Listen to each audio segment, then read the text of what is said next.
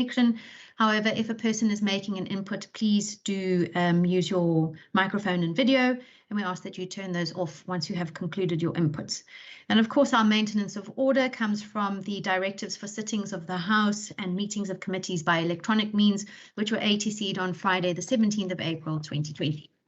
So today in our Parliamentary Oversight Committee, we'll be having a briefing on the first quarterly performance report for the 2021-22 financial year, as well as the first quarterly financial statement for the same financial year. We'll just ask whether any instructions have been issued in terms of section 37.6 and 66.2 of the FUMPLA, and then we'll have an update on the projected rollout of the electronic dashboard system, which is being implemented by the WCPP. So very nice agenda. Let me start with you, Mr. Speaker. Good afternoon. Would you like to make some introductory remarks? Thank you, Madam Chairperson, and the Deputy Speaker, Mr. Secretary, and of course, Chair, to the members of the committee and the SMT and the Office of the Speaker. We are here, Honourable Chairperson, to report on the financial performance and the non-financial performance of the Provincial Parliament for the first quarter. And of course, we are here to also brag a bit about some of the areas where we think we're innovating. We made a commitment in the last session on the issue of the dashboard, the Optimus, and we're going to give you an update on that. The Deputy Speaker will also share some stuff if it's necessary on the areas of some of the upcoming events, especially in the international relations. But the Secretary will introduce the rest of the team. Thank you, Honourable Chairperson, and I hope that we have a good meeting.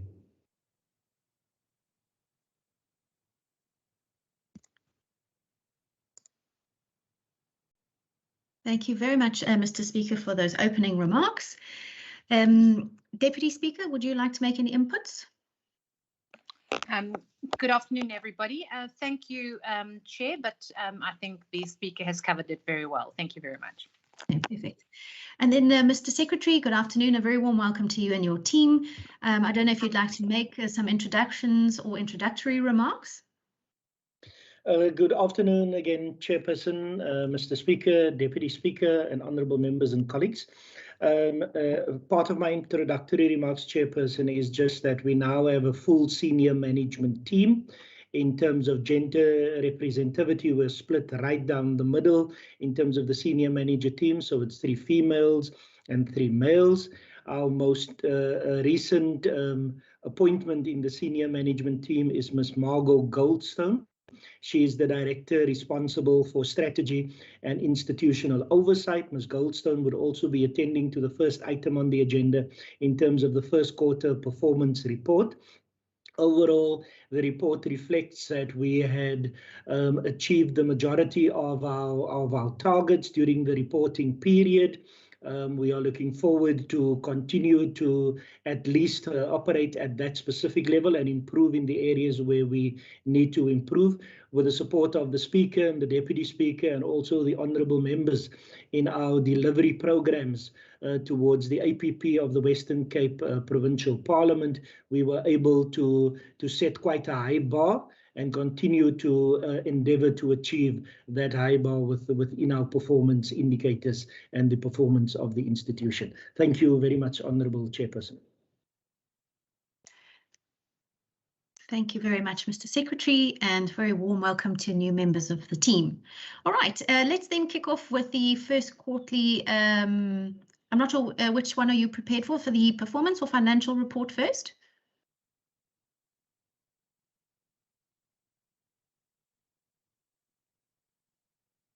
Chairperson? Yes. I seem to have just lost the connectivity. I think it's on my side, Chairperson. If you would allow me, if I could maybe just introduce the team that is represented here today. As I've indicated, we have Ms. Margot Goldstone, the Director, Strategy and Institutional Enablement. We have Mr. Lubabalo Stemele, the Director, Parliamentary Support Services. the Chief Financial Officer, Ms. Nicole Peterson, the Director PEO, Ms. Sunel Forshia, Mr. Vernon Titus, the Director Institutional Enablement. Then we have specific members or managers that are also in attendance. We have Advocate Leroux, the Senior Legal Advisor that's in attendance. We also have Mr. Jawadin, who will be taking us through the first quarter financial statements with the support of the Chief Financial Officer. And I also see our IT colleagues are also in attendance to assist us. Ms. Irma de Lange, other than the director, Ms. Margot Goldstone, is the most senior person currently also in the directorate responsible for first quarter performance reporting, and she's also here to support the director in terms of that specific area. And then we also have the colleagues of the Office of the Speaker, Mr. Madoda Matluchana, and then also Mr. Yanni Ace, who's also in attendance. Thank you, Chairperson. Thank you. We seem to have a pretty full house this afternoon. I'm very grateful for that. I think with that, Mr. Titus, I see your hand. Thank you, Chair. I just wanted to make a correction for the sake of the minutes. Ms. Margot Goldstone is the Director, Strategy and Institutional Oversight. Just wanted to make that correction. Great. Thank you very much. We'll note that. I think with those introductions done, then we can move straight into the presentations. Thank you.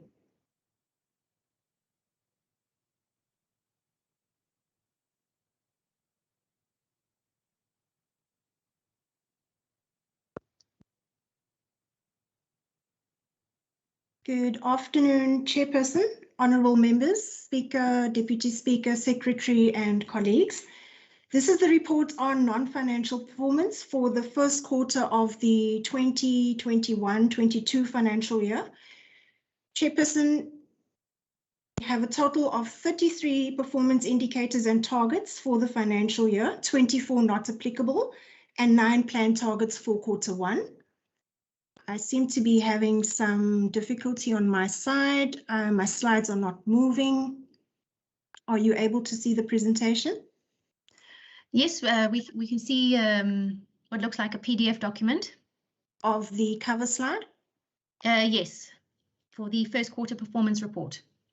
Okay, Chairperson, let me ask Irma to just project the presentation. There we go. If you can just go to the first slide. Thank you, Chairperson. As I was saying, we have a total of, on the next slide, please, a total of 33 performance indicators and targets for the financial year, 24 not applicable, and 9 planned targets for quarter one. Next slide. In summary, in terms of our overall performance in quarter one, which is the chart on the left, we had planned to achieve 9 targets, of which 8 were achieved and 1 was not achieved, resulting in an overall achievement level of 89% for quarter one. The area of underachievement was in program 2 under the sub-program on plenary support, where we had planned to have a procedure-related capacity building session with members or plenary support staff in quarter one. So while we had undertaken the planning, the actual session could not be realized by the end of the quarter, but has been deferred to the subsequent quarter. Chairperson, in terms of our performance by program, which is depicted in the chart on the right, we had registered achievement in all our programs. In program 1, governance and administration under financial management, we had 1 target. This was achieved. We had planned for an inspection to be completed and a report to be issued by internal control. This was done. And a report was issued on gaps in the controls in the areas of supply chain management and finance. In program 2, parliamentary support services, we had a total of 6 targets for quarter one, 5 of which were achieved and 1 which was not achieved. Under the plenary support sub-program, we had 2 planned targets. The capacity building session I already reported was not achieved, but we had also targeted that 100% of ATCs would be published within the agreed timeframes as per the standard operating procedure. This was achieved, and by the end of the quarter, 33 ATCs had been published. Under the sub-program on committee support, we had planned targets in relation to the percentage committee support provided for committee meetings and specifically committee reports produced, as well as capacity building sessions with staff, and both of these were achieved. Under Hansard services, we had planned meetings with the Hansard service provider regarding their service level agreement and compliance thereto. This was done. Sergeant at Arms had also planned a quarterly meeting with the Department of Transport and Public Works on the management of the SLA and on the immovable asset management plan. This too was achieved in Q1. In Program 3, public engagement, we had one target. We had planned for a report on the implementation of the Tetanati program to be completed in Q1. This was achieved and the report was compiled in relation to the planned rollout in the various districts. Finally, Chairperson, in Program 4, under member support, we had targeted an average of 3 working days to process transfer payments under political party support. We achieved an average of 1 working day, so this target was met and exceeded. Honourable Chairperson, that concludes the report on the non-financial performance for Q1 of the 2021-22 financial year. Thank you very much.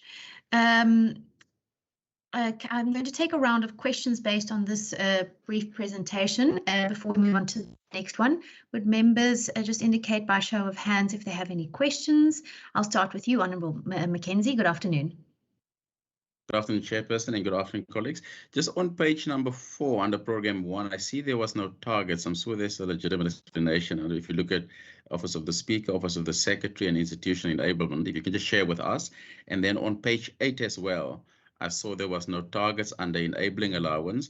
And then if you can just share with us the outcome of the meeting on page 5, I think it was, with the Sergeant at Arms and Public Works. Does that relate to the security or does it relate to the general building maintenance? And what is the latest on the building maintenance, things like the lift, etc.? Thank you, Chairperson. Thank you, Honourable McKenzie. I also have a question on the parliamentary support, or plenary support. I know that there was supposed to be a capacitation and it has been explained, but I'd like to better understand what kind of capacitation is envisioned then to take place in the other quarters that would have taken place in the first quarter. And I think that concludes this round of questions. Thank you. Thank you, Chairperson. Member McKenzie's questions on the areas where we have programs with targets sub-programs where we don't have targets. Those are targeted for later in the year because, as you know, as indicated, we have 33 indicators which are staggered over the quarters. And so you will see in the subsequent quarters, we will indeed be reporting on performance against those targets for the year. The question on the, I would like to refer the question to Sergeant at Arms, the one pertaining to the quarterly meeting with the Department of Public Works, if that is in order, Mr. McKenzie, Honourable McKenzie and Chairperson. And then as well, the question on plenary support, if I could refer that to the director responsible for that area of work. Thank you, Chair.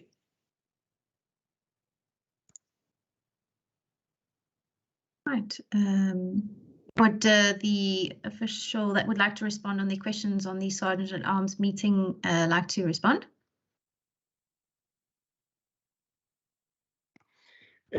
Chairperson, I see Ms. Fouchier is in the meeting and she's the director to whom the Sergeant at Arms currently still reports. Thank you, Chairperson. Thank you, Secretary. If you Margot, can you just go up it a bit because we have an explanation somewhere? Or is it further on? Chairperson, Director, in the report, it doesn't explain the outcomes of the meeting. It simply indicates that the meeting was held and that part of the focus of the meeting was on the immovable asset management plan. So I think the question was specifically on then what the outcomes were. Chairperson, if you would allow me, please. Yes, please proceed, Mr. Secretary. Okay. So, Chairperson, the building that we currently occupy with other tenants, provincial government tenants, is a building that is maintained by the Western Cape Department of Transport and Public Works. So we are just the tenants. The provincial government is the owner of the property. And in terms of the maintenance of the building, firstly, from our engagements and from the outcomes of audit engagements, there has been a suggestion that the Western Cape Provincial Parliament enters into a service level agreement with the third parties that provide services to the Western Cape Provincial Parliament with regards to the maintenance of buildings. The Western Cape Department of Transport and Public Works is the third party involved there. We have, through engagements on a head of department and secretary level, so it's Ms. Gooch and myself, we had engagements. We had then asked the technical colleagues who actually operationalize the work that needs to be done also to get together. I would like to think that at this stage, as I sit here today, the 20th of August 2021, we have in principle agreement that a service level agreement would be signed. The content thereof has been engaged, and there is general consensus on the content of that service level agreement. It just has to be formalized and all of the T's crossed and the I's dotted.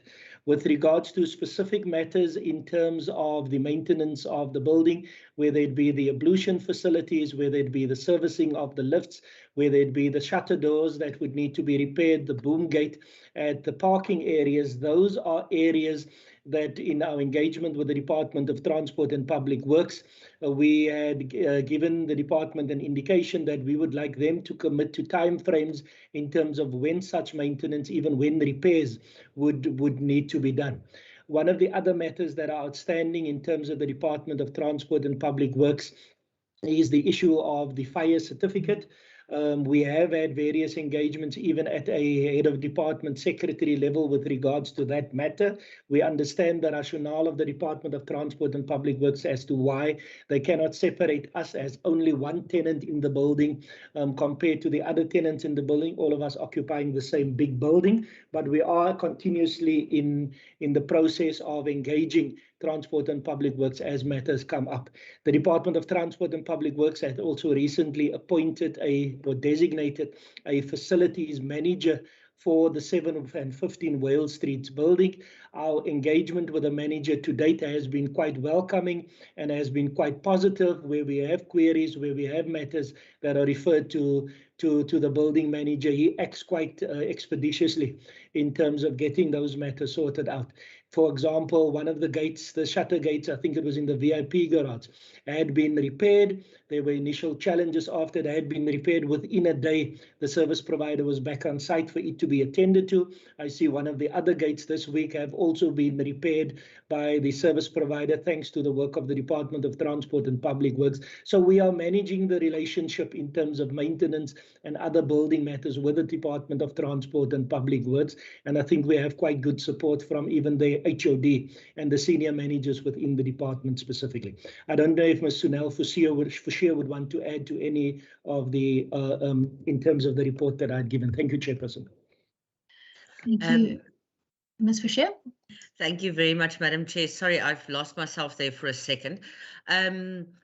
Yes, 100% everything that Mr. Adams said. The one thing that I can just add is that we received a document from DTPW yesterday to say that that is their final version of the service level agreement. Our legal team is perusing it, and we hope that we would enter into such an agreement by the end of August, and that will assist us to also escalate our maintenance problems. Thank you. Thank you very much. And the remainder of the questions? Thank you, Chief Whip. Thank you, Mr. Stamele. Regarding to the plenary support and the capacity building training that they're supposed to provide, it is in relation, one, to either the rules or any matter that is related or ancillary to the rules. And one of the key things then when we do such, it's either we are dependent on being referred to or requested by either the committee or the individual political party to assist either the member or the staff member. However, in this instance, then, as for our own initiative, we had to sit down and make a preparation as to identifying one, because we understood that there are rules that have just been, a number of rules that have just been amended within the WCPP standing rules, and also new directives that have been issued. But fortunately, then we couldn't, or unfortunately, couldn't meet the target in the first quarter, and we've worked tirelessly in ensuring that at least we catch up throughout the remaining quarters. And fortunately, I'm glad to announce that today we've had our first capacity building workshop on the directives on the petitions and executive members directive that was issued by the speaker. And then probably our second meeting or capacity building will be probably sooner, before the end of next week or any time thereafter. But what we've missed, we're going to catch up with it along the year, but we promise that we'll meet our targets of 4 per annum, of 4 trainings per annum. Thank you. Thank you, Mr. Stimele. Mr. Secretary. Chairperson, thank you very much, Chairperson, and thank you to Mr. Stimele for the response. If I could maybe just add, Chairperson, what we also hope to achieve in the capacity building sessions is also to capacitate the staff members who support the honourable members. For example, in how to write a notice of a motion, how to write the motion itself, because the motion and the notice of the motion speaks of a member of the Provincial Parliament suggesting, recommending, moving that the House does something specific. Because we've also picked up, especially in the initial stages of the 6th Parliament, that maybe that is something that we also need to attend to by enabling and capacitating the staff who support the members, so that the members could then be assisted in those matters. Thank you, Chairperson. Thank you, Mr. Secretary. I certainly think that would be very helpful if that could take place. Then just a comment from my side. I mean, I think it would be helpful in terms of capacitation. As Mr. Stimele mentioned, the rules did change, and some of them quite substantially, more specifically the rules relating to motions with and without notice. And a lot of the responsibility then fell on the programming authority to train, for lack of a better word, the different members on what was expected for those motions. So I think there still is a need for there to be a capacitation session on the amendment to the rules, which I think should, if I may venture to suggest, happen sooner rather than later, because there is quite a lot that I think members would find useful, to understand how the rules changed, or rather what that means for them in their in the work that they have to do, and how they have to, when they have to submit which motions and so on, because it can get very confusing. So anyway, that's just my comment on there. I think then, are there any other follow-up questions from the members on the performance report? Chairperson. Yes, Honourable McKenzie. Thank you. If I may, if they can just keep us updated on those SLA that they signed with Public Works, so that one just know what's happening with the maintenance and upgrades, if they can just keep the Parliamentary Oversight Committee updated. Okay, thank you. We will note that in our recommendations as well. Right, let's move on to the financial information.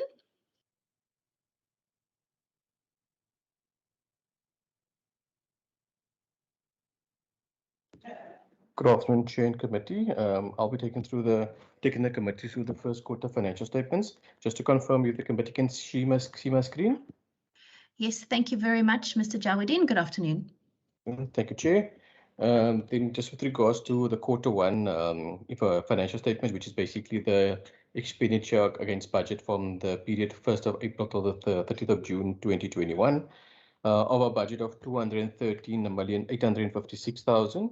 We spent an amount of 44,056,000, which is in effect a effective spend of 20.60, and a deviation from the projections of 11 million. The main reason for that deviation is twofold. The main reason is due to the filling of vacant posts. It was planned to be filled, which are currently either still being filled or have been filled during the first quarter and subsequent to that. That's regarding the summary of the first quarter. Then just to go into the detail with regards to the program. For program one, of the 73.5 million rand budget, we've spent an amount of 15 million as at the 30th of June, which is an effective spend of 20.4%. And the main reason for other slow expenditure in this particular program is, if I can just touch on the high ones, in Office of the Speaker, the 113,000 deviation from projections is mainly due to the fact that there's a couple of GMT invoices that is currently under dispute, which will only be paid once the dispute is resolved.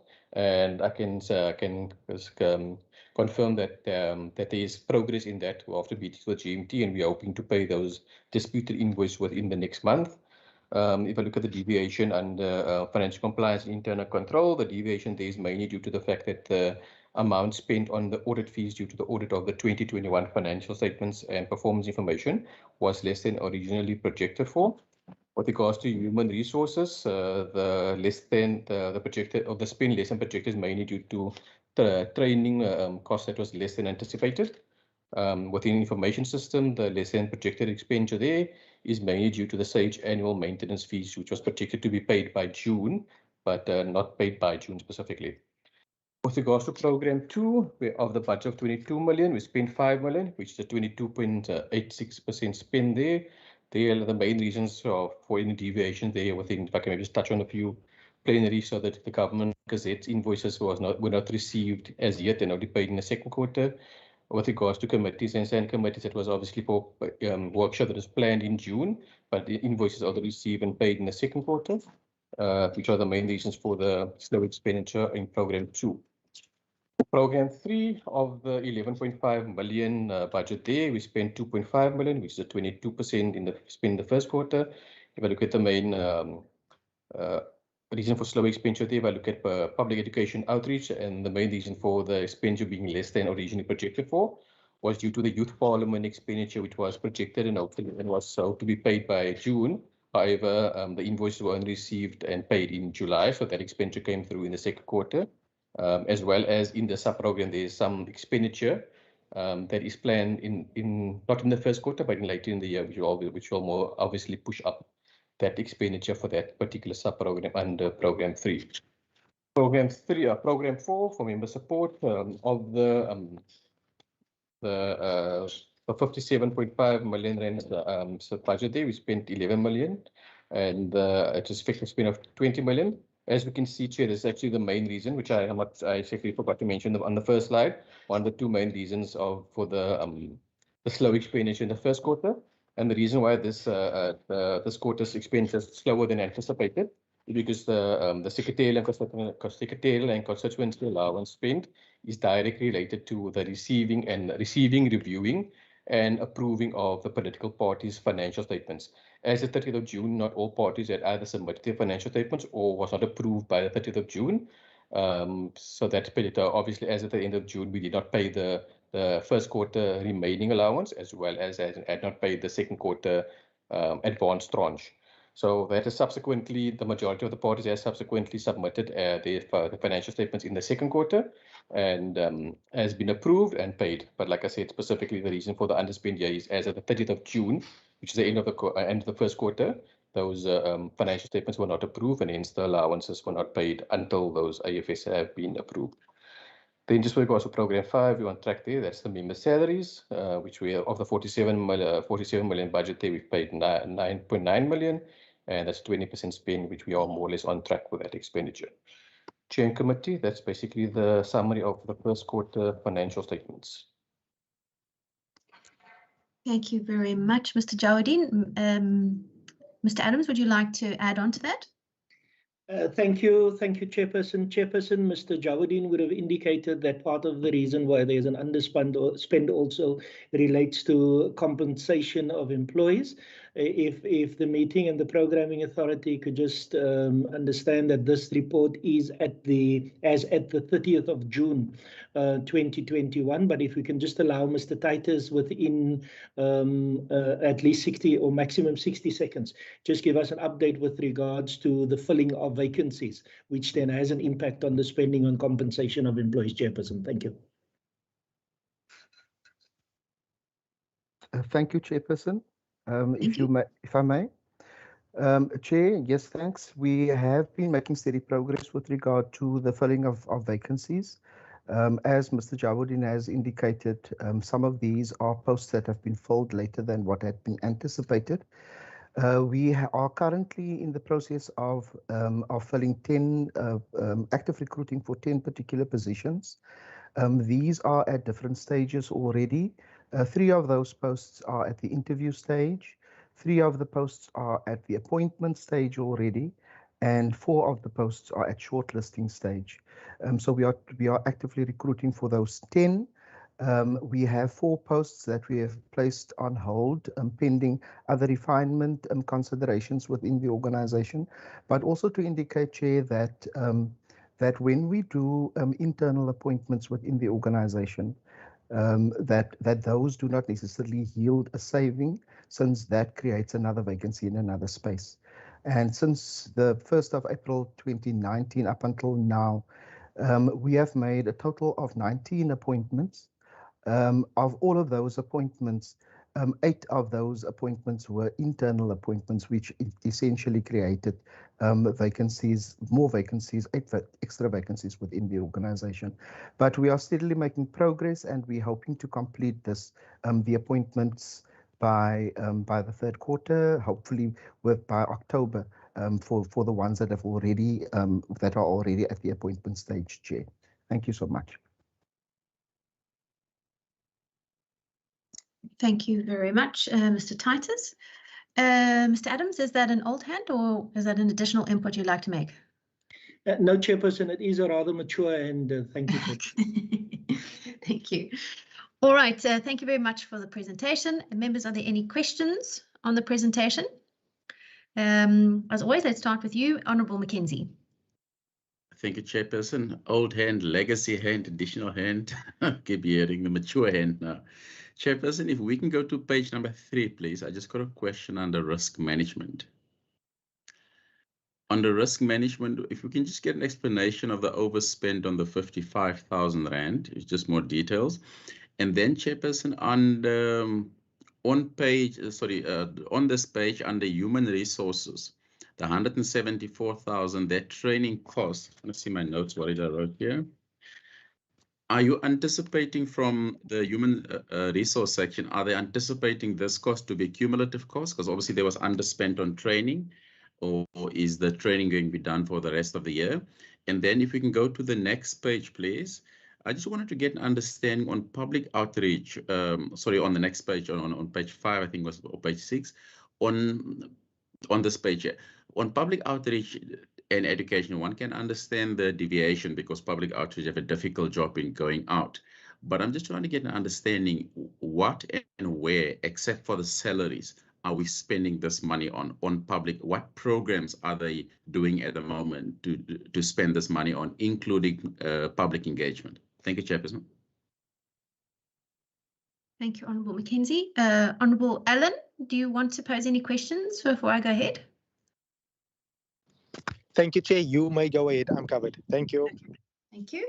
I have 2 questions. The one is on the annual financial statements by political parties. I just want to check, have all parties submitted their annual financial statements, as of today's date, or any still outstanding? And then the second question is, I suppose not retrospective, but just to understand going forward, for plenary support, which managed to spend, its quarterly budget pretty much. Hopefully as the provincial vaccination program reaches more people, and if we have a lull in case numbers, we might start to see more and more members in the chamber for plenaries. If the situation changes, where we have more in-person meetings, will the budget be adaptable to that? Yeah. I think those are my 2 questions. Thank you.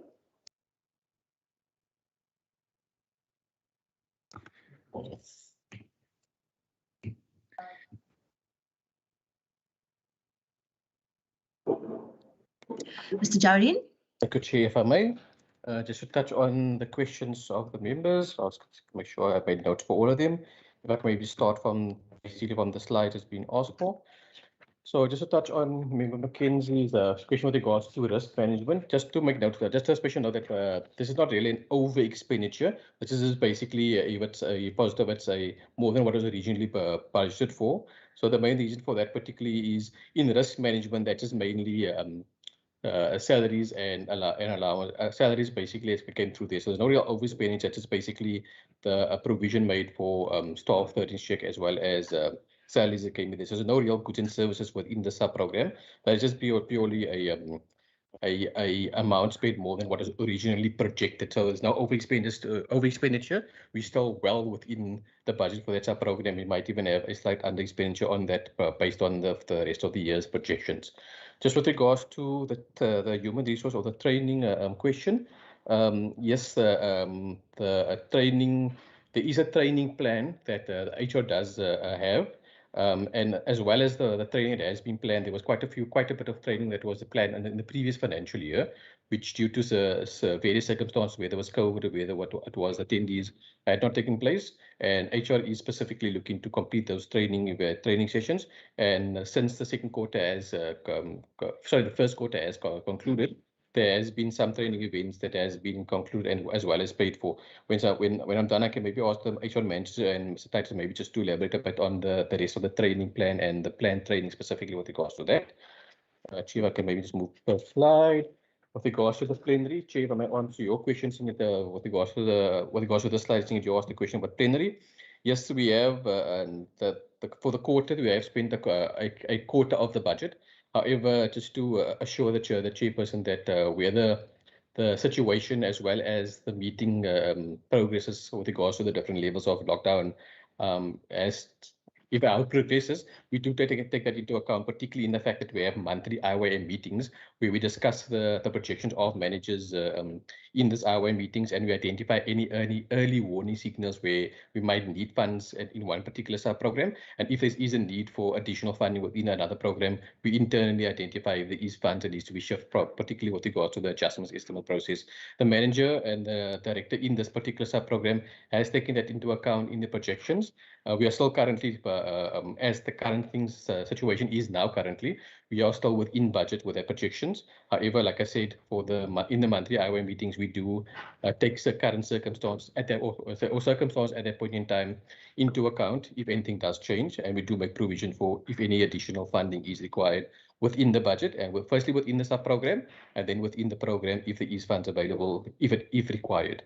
Then with regards to the public education outreach program, Chair, if I may ask the manager in PO just to confirm that question regarding where and what that particular is spent other than the public events. However, just to make note specifically, Chair, that there is two big projects planned in this sub-program, which is the stakeholder database as well as the Tetanati project, which is quite two big projects specifically identified within the sub-program.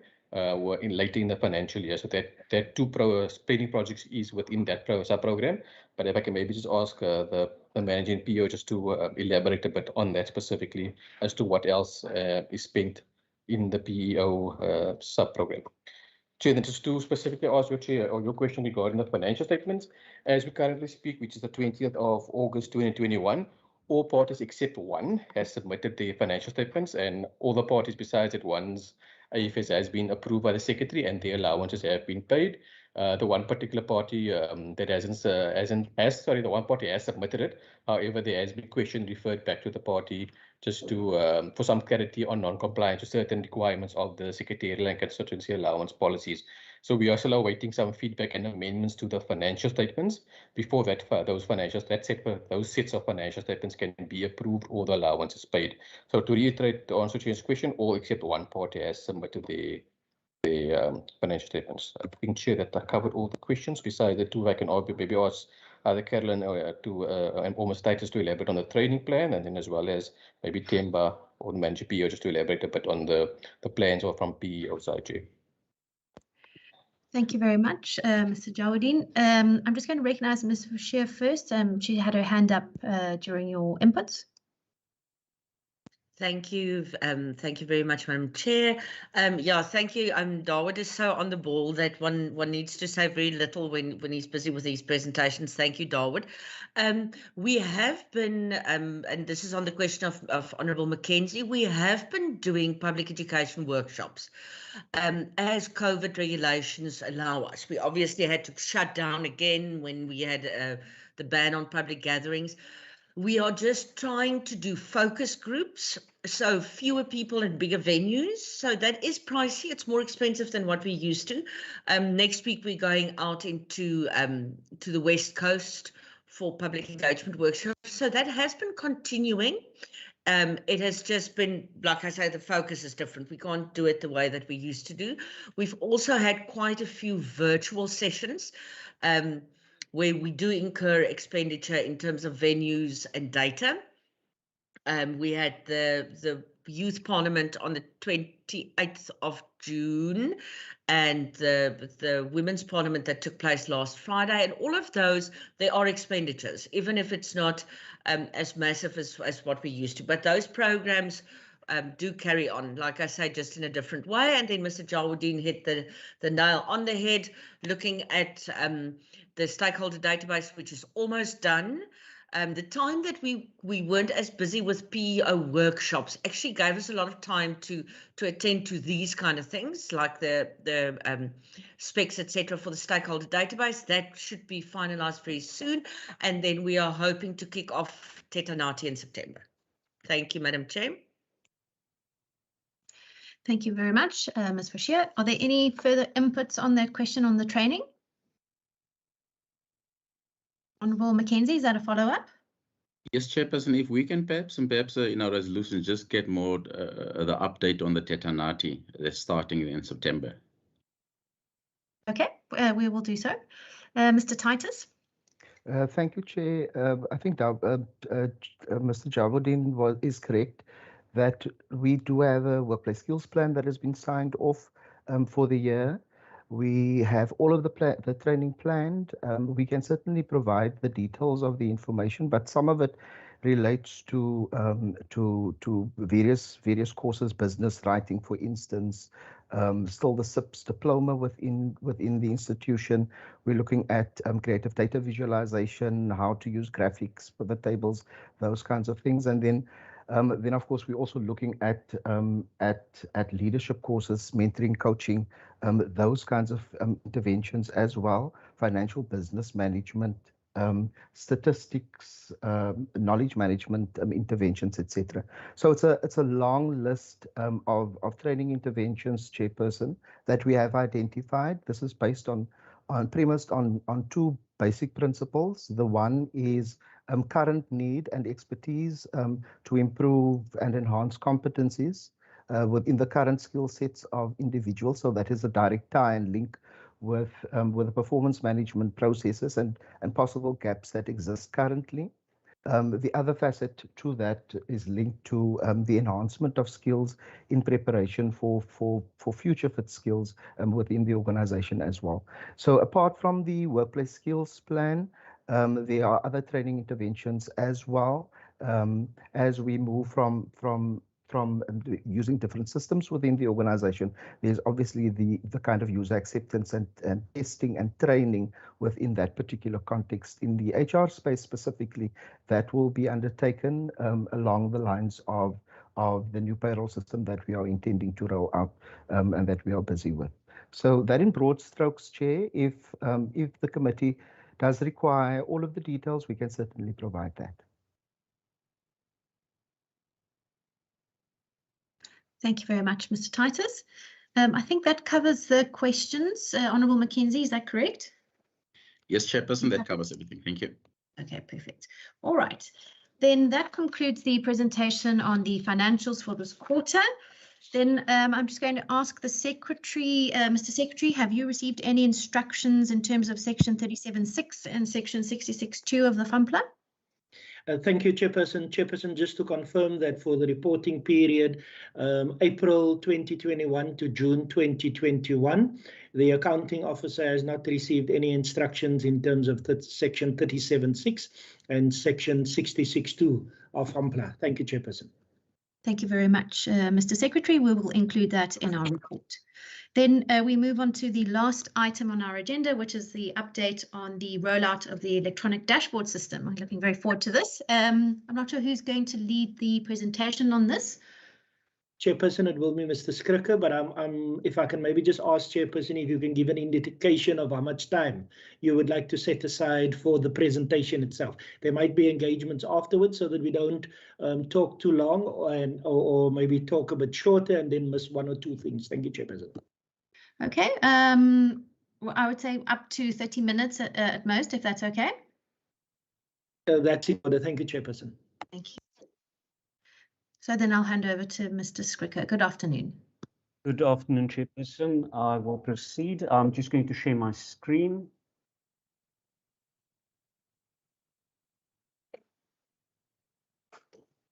Chairperson, what we have here is Optimus version 1.68. It's the dashboard version of the application that will provide you with the information at a very high level. I am just going to start in terms of the rollout of the application. It is dependent on VPN access, and that every user that wants to access this application needs a VPN account. Now, we have prioritized the configuration of the VPN for the POC members, and the IT team has tried to roll that out. They haven't been fully successful in getting hold of everyone yet, but that's something that's in progress, and the authorization was given to do so.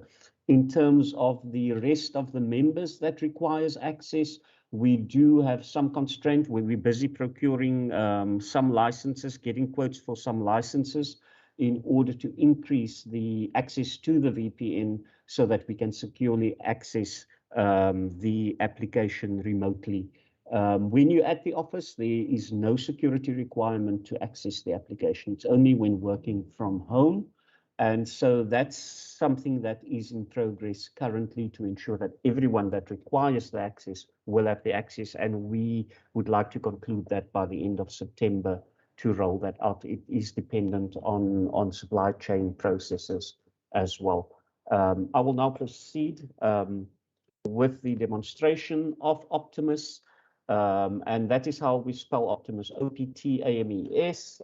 It's just an acronym for Organizational Performance Tracking and Measurement System. Like I said, this is the dashboard part. So, Chairperson, what we see here, when we look at the top of the screen, there's certain buttons that can be clicked. I'm not going to focus much on that. I'd like to get into the dashboard part of it. But you can get into strategic documents, any type of documents that you are looking for in terms of the organization. And if you click on there, you will see there's a whole document repository that opens up on financial reports, on Hansard documents, on questions, the parliamentary program petitions, research reports. So there's a plethora of documents that you can access by just clicking on that. And people can, or members can explore that and familiarize themselves with that area of the application. We also have here the quarterly performance reports that can be accessed and run in real time to review the performance of the organization and can then be printed. So that's another format you can extract the information. And then we're adding some links here on house papers and questions and answers.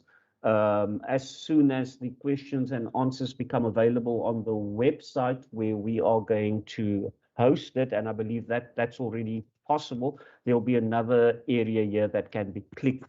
But if I click this house papers, it will basically take you to the website. So just the ease of accessing, for instance, all the ATCs, all the order papers, all the question papers, and for example, for which year you want it. So that just links to an external system and to make it simpler for the members to access content without having to wonder where they should click. On the right-hand side here, and this is a very important part of the presentation where it says in blue, Optimus Dashboard, there is this financial year drop-down box that you can click, and it's always important Two, when you look at the dashboard, that you search for the year drop-down box, because it's going to give you the information relating to that specific financial year. You'll see if I select 2019 to 20, the dashboard changes and it gives you the information as to what happened in the 2019 to 20 financial year for quarter one. You will see that the quarter one is highlighted here as a big block to show you that your current context is indeed quarter one and not any other quarter that you are reviewing. So it's important to always pay attention to that as it will guide you. And you will see these buttons here. You can then load up any other quarter, but I'm focusing on quarter one to explain in detail how the system works. I'm going to go back and select 21-22 financial year, and you see the data has changed. Now, this data is real time. If for any reason anyone updates the data in the back end now, and there are controls that people cannot update it, but if there is a requirement and the administrator of the system goes and is requested to update data, that data will reflect in real time on this dashboard as well. If you look at the left-hand side here, it says one planned quarterly performance. It shows that for quarter one, remember we're still in quarter one, there was 9 indicators at the organizational level. And if you look at number 2 here on the right-hand side, it says that 8 of those 9 indicators were achieved.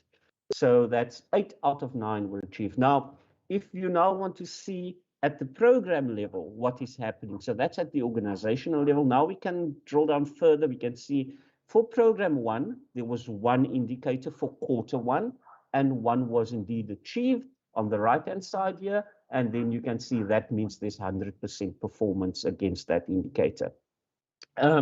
Similarly, for program 2, there was 6 and 5 was achieved.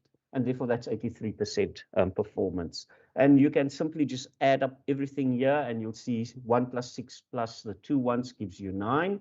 And then the 1 and the 5 and the 2 ones gives you 8. So that is then the drill down into the organizational performance at a program level. What you will see at the bottom here is the pie chart that then tells you, just gives you an idea as to where most of the indicators are. So you can see the orange part here, 67% of the indicators for quarter 1 is with, as the legend indicates here at the bottom, program 2. And that the other indicators has been equally divided 11% across the other programs, which is red program 3, blue program 1, and then the darker blue there, which gives you program 4. So that is just a good indicator to see where most of the indicators are for the quarter. What is more important to take note of is this graph here, and this graph will give you all the relevant detailed information that is required to drill down into. Now, we can see here that we have program 1, program 2, program 3, and program 4. So let's see how this graph relates to the information on top. So we know program 1 had 1 indicator and that they achieved 1. And this tells us in a graphical way that that is indeed the case, that there in blue, there was a target of 1 and the output was 1 indeed. So for program 1, this is a graphical way to view the same thing you view here under program 1. But if you go to program 2, you will see there's an additional bar here. So what is different? So we can see for program 2, the top number says there were 6 indicators and 5 was achieved. Now, what does it tell us in the graph?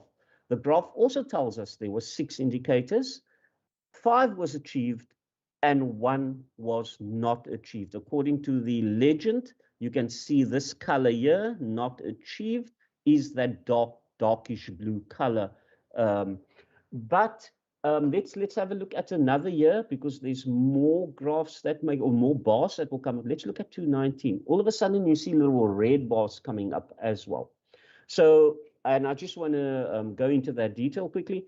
For program 2 in 2019, because I dropped down the 2019 performance, there was 7 targets, 5 was achieved, but it's also telling us that the red, 1 was partially achieved and 1 was not applicable. So together, if we add them all up, 1 plus 1 plus 5 does indeed make up the 7 indicators, and it's given you the detail as to what the performance was like across all 7 indicators. So it is not, so here you get the breakdown. So if you're now further interested in seeing now what is the indicator that was not achieved, or what is the indicator that was partially achieved, or what are these indicators, the 5 indicators that was actually achieved as well, or you just want to see what are all 7 indicators that was there for program level 2, you can get the information by double-clicking this bar at any time. As you can see, when you point to them, it comes up with that context that displays. So if I'm going to double-click on number 7, the 7 indicators in blue, it's going to give me all 7 indicators and the detail of that. If I double-click further, if I want more information, it's going to tell me everything about that specific indicator. It's going to show me the outputs and all the details and all the comments and how this indicator or target was constructed, including the evidence to support the performance on top. So you can definitely get the detail from the dashboard if you so wish. So I'm just going to click back. You see these back buttons that we can click just to get us back there. If I just clicked on the 7 to see all 7 indicators, and I just want to show you it appeared there, all 7, 1, 2, 3, 4, 5, 6, 7.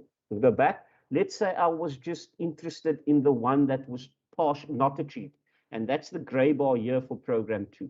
If I just double click on that, I see, oh, there's the indicator that was not achieved. And if I want to get the detail of that indicator, I double click it again. And if I just go and I want to see, okay, this was signed off on that day. It was the quarterly indicators was that there was supposed to be 15 for quarter 1, et cetera, et cetera. So you can get all the information, and you can see here it was marked as not applicable actually, and exactly what the system would have told you. So the detail is again here for that specific indicator. I'm just going to click back. Yeah, just reiterating, at any time you can get to the detailed level. And similarly, you can do it for any other program by double-clicking the bars to get the detail. Now, if you are further interested to see, okay, that's fine. Let us see visually, let us just see a dashboard for program level 1. And I'm going to just do the relevant one for 2020-21. We know that there was, and I'm going to focus again on program 2 because there's more information under program 2. For example, if I now click program 2, I can see there were 6 indicators, 5 was achieved and 1 was not achieved. I'm going to click on program 2, which gives me the next level dashboard. So here I can now see the detail now, which one of the program, which sub-program did not achieve it. So we can see here that plenary support was the sub-program that did not achieve. You know, that was the 1 out of the 6 that was not achieved, but the others all achieved 100%. And if you really want to go in the detail of that, you can double click that number there as well. All the numbers are clickable and you'll be able to see then that specific indicator and the descriptions here as to why it was not achieved. And here it says 33 ATCs produced, distributed, and published. I'm just going to go back. Similarly, and you can get the graph here that shows you then visually committee support, Hansard, plenary support, sergeant at arms, and it gives you that detail here as well, graphically as well. If we go, for example, to program 4 as well, again, if you click on program 4, you get the detail for that program. There was 1 indicator, 1 was achieved, and you can see there was nothing, no targets for enabling allowance, and that is for quarter 1, but for political parties, there was 1 and 1 was indeed achieved. Chairperson, that is the level of the demonstration. Are there any questions relating to the dashboard? Chairperson? Yes. Maybe before we take questions, if I can just ask Mr. Skrike if he can just take us to the sign off and maybe just show what the quarterly report looks like before we get to the questions. And when I say the quarterly report that's generated by the dashboard, and what are some of the features on the quarterly report. Thank you, Chairperson. Thank you. Thank you, Secretary. Thank you. Through you, Chairperson, what you see here on the left-hand side on top is the quarterly reports, what we call the QPR. On the right-hand side, you have your dashboards. On the left-hand side, you have reporting and your documents. So if I'm looking for the Q1 report, I will click Q1, and the system in the background will start generating this report.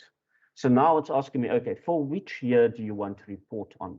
Now I'm going to report on 2021, 2021-22.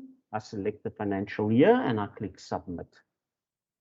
Now what the system will do, the system will generate that report. Again, the data, it comes from the database. Nothing is hard-coded on this report. It all comes from the database. And here you can see it has, it tells you on top, it's 2021, it's for Q1, and it gives you all the indicators grouped by program. So as you know, this report gives it you at program level, and it gives you all the indicators. These were not Q1 indicators because it is shaded here. So here we see under financial management, there was indeed a Q1 indicator, and you can see in addition, it has a reference number for this indicator, which is, I'm just going to zoom in a little bit so you can see it. So there you see there's a reference number. It's almost like a watermark. It's 511. So this ID, I can go back to the system and find this specific indicator by its ID without having to do a fancy search or anything. And I will find this exact indicator if I want the detail of this indicator. So that's a good reference on page 8 of the report, or at least on page 1 of the report, indicator 511, there's a query. You can go to the system to do that query. You can see that we're now under program 1. So I'm going to scroll down. So it's Office of the Speaker, Office of the Secretary, Financial Management, and then we have Institutional Enablement. Now you can see here there is a signature in the document, and the document was signed on the 29th of July 2021. Now this signature is put into the system automatically when the specific program manager has signed off electronically. And I'm going to show you if the program manager has not signed off in the system, this signature will not appear. And I'd like to demonstrate that to you. I'm going to go back to the operational part of Optimus, which is the part that you don't really see. So we have here what we call a signature register. So we've got a signature register for 2019-2020 as a test, and then we have a 2021-22 actual sign-off. So if I look at, we can see the one that's missing is 2020-21. There's no signature register. I'm just going to open the most current one so you can see what it looks like. So here you see, here's all the program managers. They have signed off, and electronically the system has recorded what date and time they have signed off. Only the specific program manager can click this line here. So if I log in, even if I have access, I won't be able to sign off on behalf of program manager 1. So this record is in the system, and based on this record, the system fetches the signature and puts it in the report as well. So it's not automatic, and I'd like to demonstrate that. Sorry, let me just go back. I'd like to demo that as follows. If I run a report, for example, I'm going to run a Q1 report. If I run a report for 2020-21, there's no signature register. There's no evidence of anyone signing. There should be no signatures in this report if I run it. And you can see it's instant. There is no signatures for this. So that means that the program manager has not signed electronically. And you can see everywhere else there are no signatures. So if it's not signed electronically, so there's no need for a physical signature in the system any longer by doing the electronic signature. And let's go back to the Q1 report for 2021, which there is a signature register for, or even 2019, there's a signature register. I'm going to run the report again, and then you'll see there's all the relevant signatures for program 2. There's the signature for the program manager. Similarly, for program 3, there's the signature for program 3 is for share, and then for program 4 member support, there's the signature. And then finally, as well as the Director for Strategy and Institutional Oversight signed off on the 2nd, and then the Secretary that signed also off on the 2nd. The rest of the program managers signed off on the 30th. So what you will also see, Optimus puts in a footer to show when the report was printed as well. So that's basically the quarterly performance report that you can now generate electronically. I'm going to go back to the dashboard. Secretary, are you satisfied with that? Was there additional stuff you want me to point out? Chairperson, through you, I think Mr. Skrika had covered all of the areas that I would think we would have wanted him to cover, Chairperson. If you can just allow me one further sentence then before questions. So, Chairperson, so the report that Ms. Goldstone had presented is now available to members of the POC electronically through the Optimus dashboard. So whether the member is in the office, in the building, or whether the member is in Beaufort West on an oversight visit, if the member through VPN has access, the member would then be able to see the actual report real time in terms of what is available. Also with the actual evidence. So if it was training and the evidence is an attendance register, the member would be able to see the attendance register and peruse the attendance register. Also to see what type of training and who were the people on that training. Thank you, Chairperson. Thank you, Mr. Secretary and Mr. Skrika. Members, are there any questions on the dashboard? Maybe. Okay, thank you, Honourable McKenzie. Just from my side, I'm not sure if I understood correctly. Is this all integrated? So does this mean that all members of the WCPP will have access to all of this sort of very detailed information on the performance targets and the work done against them? Or is that only for the POC members? And then other members will only have access to, for example, the House papers and questions and replies and that sort of thing? Chairperson, it is possible to make it available to all of the members of the Western Cape Provincial Parliament.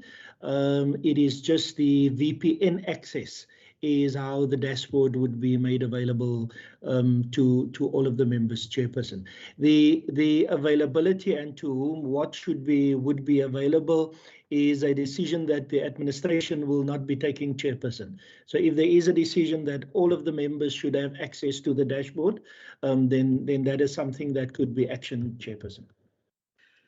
Thank you, Mr. Secretary. Okay, so if I may follow up, then just to understand then the purpose of the system is mainly internal to track performance against your APPs. Is that correct?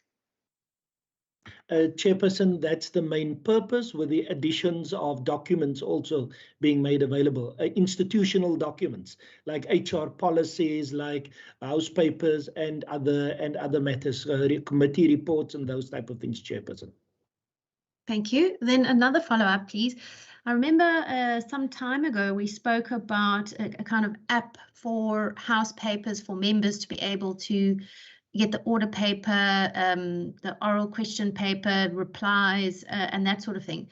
So then it seems to me that this is not that. This is something different. Is that correct? Chairperson, I'm going to ask Mr. Skrika just explain the difference between an app and what the Optimus dashboard is. But Chairpersons, if all of the members have access to the dashboard, they would then also have access to the House papers. Thank you, Chairperson. Thank you. Ms. Fisher? Thank you very much, Madam Chair. The possibility of having the House Papers on an app, as I've discussed with Mr. Skriker on a number of occasions, is not a difficult, complicated one. Mr. Skriker, and it would our IT team would be able to do it in-house. Kobe, please correct me or shoot me if I'm wrong, but I do understand that our development capacity with Mr. Skriker was completely tied up in this dashboard for the last, I suppose it's a year, if not more. So once this project is concluded, we will look at the app so that it's an enhanced mobility, I think, and easier to use on your mobile device. But like the Secretary indicated with VPN, it can also be accessed here. But we will still explore a mobile phone app. Okay, got it. Thank you. Mr. Skriker? Thank you, Chairperson. The House Papers currently, so I agree with what I want to second what Sunil had said.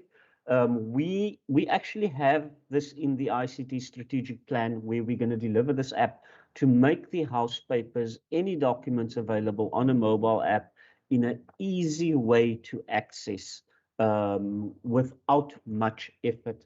However, currently, the papers are available. If you see on the website, you can easily find this already by just going to that specific link, and you can look for the order papers for a specific year, 2017, for example, and it will give me all the 2017 order papers. If I want a specific month, I can drill down to a specific month. So all that is currently available via the resources on the website at the moment. But our idea is to make it easy to have one chamber app, and that app will service any related activities, in fact, digital activities relating to parliamentary requirements. And that's the idea around that application, Chairperson. And then Optimus also gives you the ease of access currently to access the House Papers from here and go to the website and then filter what you're looking for per year, whether it's ATCs, whether it is House Papers. Thank you, Chairperson. Thank you very much. Then a final opportunity for any further or final questions from the members. Chairperson Ricardo? Yes, Honourable McKenzie. I just want to find out when does the House Papers get updated, and does the minutes and the follow-up questions and Hansard reflect there as well? Thank you. And then there's a question from Honourable Allen.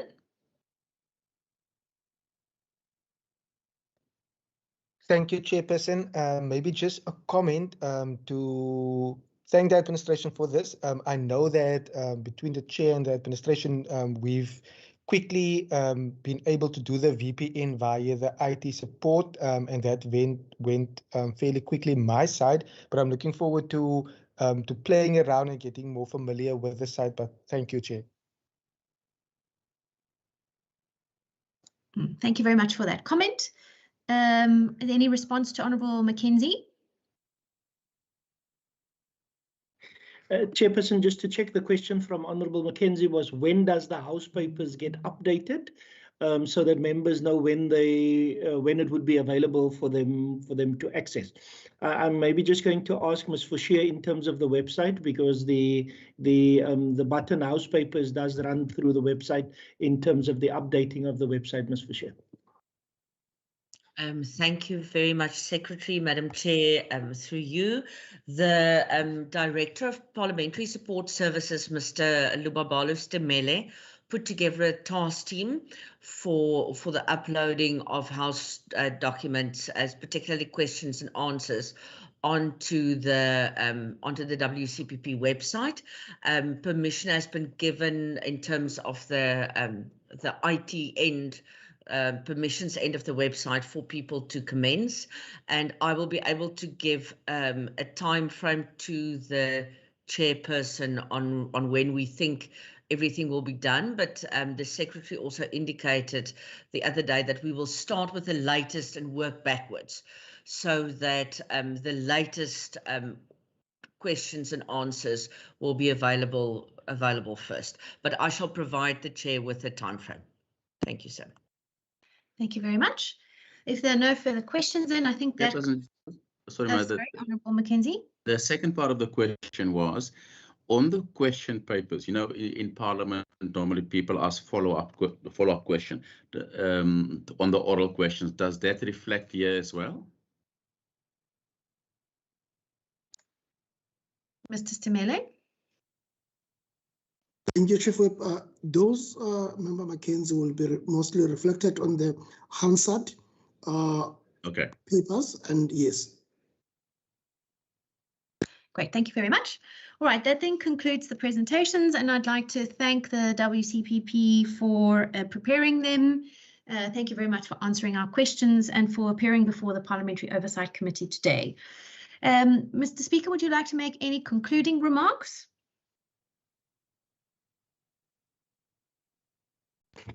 Thank you, and Madam Chair, and to also the members of the committee.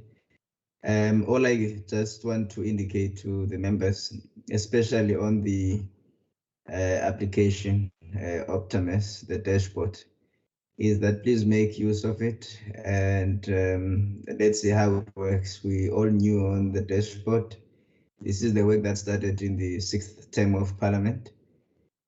After looking at the work that we do and the need to have regular update and oversight over the work of the institution. So let us please make use of that. And lastly, I just want to thank your inputs and advice and the wise counsel as the committee. And of course, to thank the Deputy Speaker and the Secretary, the SMT, and all the staff members who are present here. Thank you very much, Madam Chairperson. Have a great weekend. I know it's an afternoon on a Friday, but it's great to do oversight on any day. Thank you very much. Thank you very much, Mr. Speaker, to you, to the deputies, the secretary, and the management team. Thank you again very much. You may be excused from the meeting. We are going to deal with some committee admin now. Thank you very much. Thank you, Madam Chair, Speaker, Deputy Speaker, everyone. Have a good weekend. Bye-bye. Likewise. All right, members, let's start with the consideration and adoption of the committee's report on the first quarterly financial and performance reports of the WCPP. I'm just loading it on, Chair. Thank you very much, Mr. Davids. This is the report that we finalize after every quarterly meeting.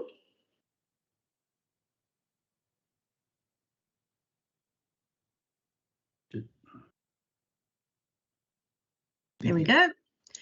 I'm just going to read it out. Draft committee report. Draft report of the Parliamentary Oversight Committee, having considered the quarterly financial and performance information of the first quarter of the Western Cape Provincial Parliament for the 21-22 financial year, 20th of August 2021 as follows. The Parliamentary Oversight Committee reports that it convened on 20 August 2021 and has concluded its deliberations on the quarterly financial and performance information for the first quarter of the 21-22 financial year for the WCPP, which was referred to in terms of Standing Rule 89.1 of the WCPP. The committee interrogated the WCPP in terms of the information that was tabled and referred to the committee as legislated under section 17.2a of the FUMPLA. In accordance with section 37.6 and 66.2 of the FUMPLA, the WCPP reported to the committee that no instructions were issued during the first quarter of the 21-22 financial year for WCPP. All right, if there are no edits or amendments, can we adopt the report?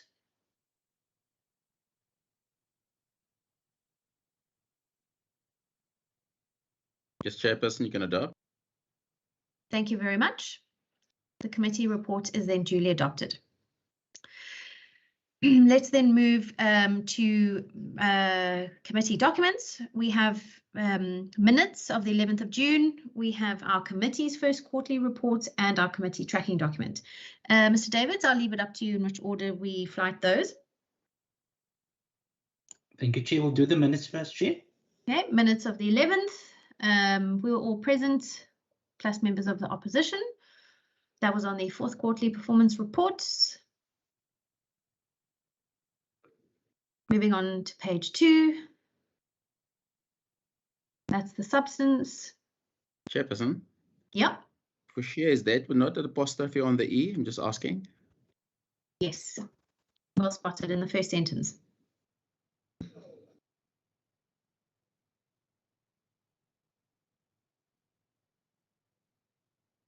We will rectify that, Chair. Yeah, thank you. Then moving down, page 2. Okay, let's just stop there. Resolutions and actions. Status update and the projected rollout of the electronic dashboard system, which we received today. And then a report on the purpose and status of the MOU between the WCPP and the Commission for Gender Equality, beg pardon. So with that one amendment from Honourable McKenzie, can we adopt the minutes? That's fine. Thank you. Good. Thank you, Honourable Allen, for seconding. Then let's move on to the first quarterly report for this committee. Here we are, committee membership.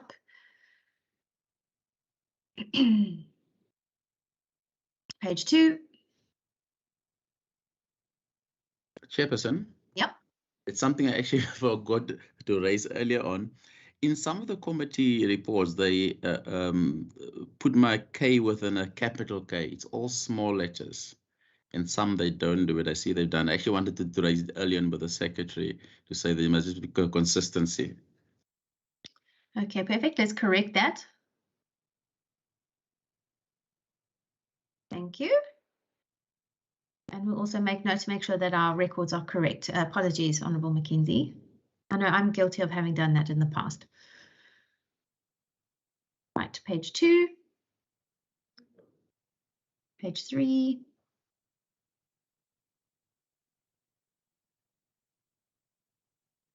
Page 4.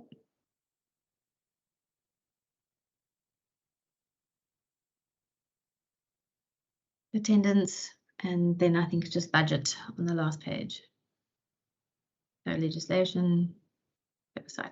All right, if everybody's happy, can we adopt the committee report? Yeah, that's fine. Yes, Chair. Thank you very much, Honourable McKenzie and Honourable Allen.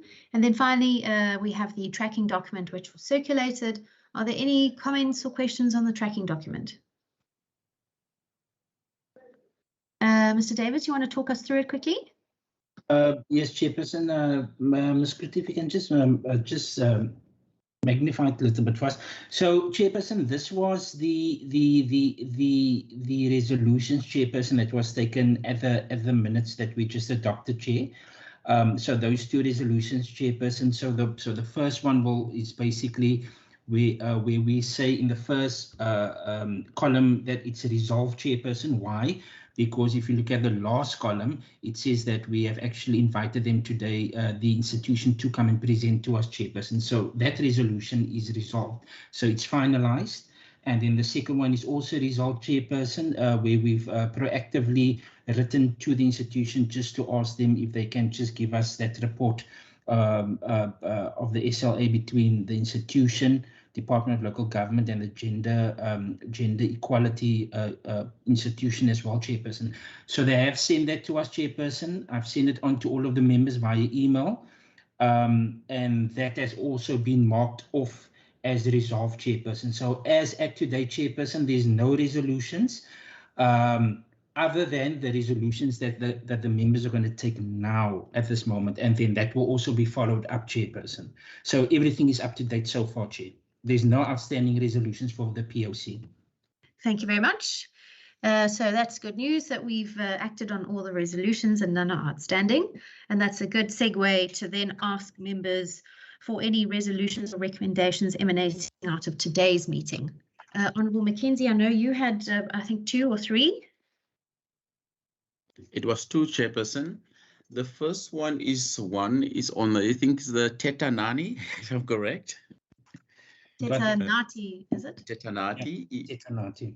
If we can just get an indication on that. And my second one, hey, where's my note now? In a second. Mr. Davids, did you perhaps capture it? Just want to get my notes. Yes, Chairperson. So it was It's basically on the SLA. Okay, you can go. Yeah, so it's the update in terms of the SLA between institution and transport and public works. What I'm just trying to understand, Chair, if I may, I'm just trying to understand, it's great if they obviously meet all these targets for meeting with public works, but what is the latest and the status on it?